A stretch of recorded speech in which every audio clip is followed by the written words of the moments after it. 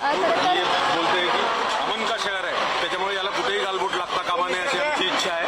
त्याच्यामुळं अतिरिक्त बळाचा वापर करण्याची आमची इच्छा नाही, परंतु नाविलाजाने त्या ठिकाणी आम्हाला करावं लागतं.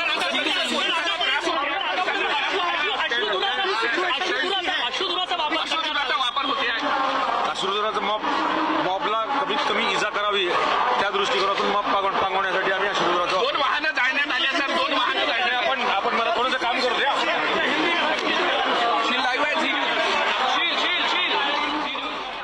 तर आपण पोलिसांची सुद्धा ही प्रतिक्रिया पाहिलेली आहे. त्यांच्याकडून सुद्धा खरं तर ही गर्दी थांबवण्याचा, गर्दी पांगवण्याचा प्रयत्न एकंदरीत सुरू आहेत. मात्र मोठ्या प्रमाणात जे आंदोलनकर्ते आहेत ते त्या ठिकाणी जमलेले आहेत, त्यामुळे कुठेतरी त्यांना सुद्धा अपयश या ठिकाणी येताना आपण बघू शकतोय.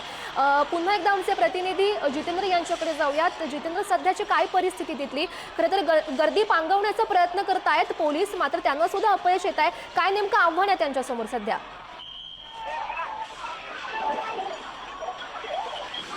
ज्या भागामध्ये जी गर्दी होती आणि उपद्रव सुरू होता जमावाचा, त्या भागामध्ये आता गर्दीला पांगवण्यासाठी पुन्हा एकदा पोलीस सज्ज झालेले आहेत आणि पोलीस पुन्हा त्याकडे मार्च करत असल्याचं दिसून येऊन राहिलेलं आहे.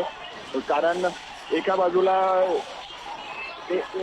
हिंदू समुदायातील काही लोक जे आहेत ते एका बाजूला गोळा झालेले आहेत, ते आपल्या घोषणाबाजी देत आहेत, तर दुसऱ्या बाजूला जे आहेत ते जमावाला पांगवण्याचं काम सुरू आहे. ज्या ठिकाणी जाळपोळ करण्यात आलेली होती तिथून सध्या तरी जमाव जो होता तो लपल्याचं दिसून येत आहे आणि पोलीस पुन्हा आता त्या जमावाला पांगवण्यासाठी आगेकूच करत असल्याचं दिसून येतं. त्या भागामध्ये जर आपण पाहिलं तर इथे ओव्हरब्रिजचं काम सुरू आहे आणि या ओव्हरब्रिजच्या कामासाठी असलेले एक JCB होता, तो JCB या जमावाने जाळलेला आहे. त्याचबरोबर तिथे पार्किंगमध्ये उभ्या असलेल्या काही गाड्या होत्या, त्या गाड्या देखील जाळपोळ करण्यात आलेली आहे.